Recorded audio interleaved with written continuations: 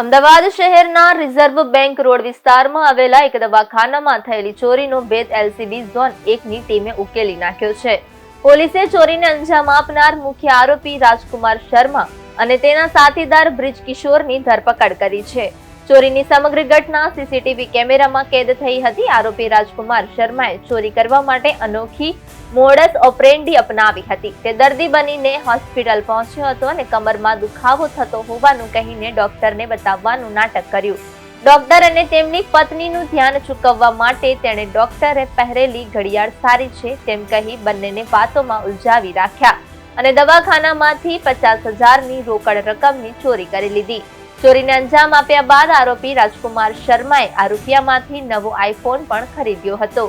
LCB zone 1ની ટીમે બંને આરોપીઓની ધરપકડ કરી તેમની પાસેથી મોબાઈલ ફોન, ગાડી અને રોકડ રકમ કબજે કરી છે.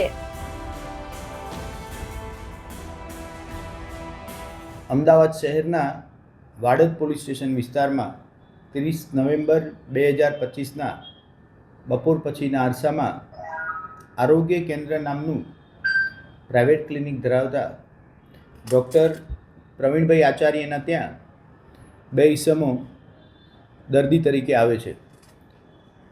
ડૉક્ટર પ્રવીણભાઈને વાતોમાં ઉલઝાવી આમાંનો એક ઈસમ ડૉક્ટરની પાછળની બાજુની ચેર પસાર કરી અને 5 લાખ રૂપિયા રોકડા એમના ડ્રોવરમાં મૂકેલા લઈ જાય છે. ત્યારબાદ આ વાતની જાણ પ્રવીણભાઈ આચાર્યને થતાં તેમણે પોલીસનો સંપર્ક કરી પોલીસે કાયદેસરની ફરિયાદ દાખલ કરી તપાસ હાથ ધરેલ હતી. ક્લિનિકની અંદરના કેમેરા જોતા ફેસ આઈડેન્ટિફાઈ કરવાનો પ્રયત્ન કરવામાં આવ્યો. ટેકનિકલ અને હ્યુમન રિસોર્સિસની મદદથી ગુનો શોધી કાઢવા માટે મહેનત કરવામાં આવી રહી હતી. એ અરસામાં ઝોન 1ની એલસીબીની ટીમને એવી માહિતી મળી કે આ જે સીસીટીવી કેમેરામાં બંને ઈસમો દેખાય છે એવા ભળતા ચહેરાવાળા બે વ્યક્તિઓ સાબરમતી રિવરફ્રન્ટ વેસ્ટ ઉપર ઊભેલા છે. બાતમી વેરીફાઈ કરી બંને ઈસમોની પૂછપરછ કરવામાં આવી.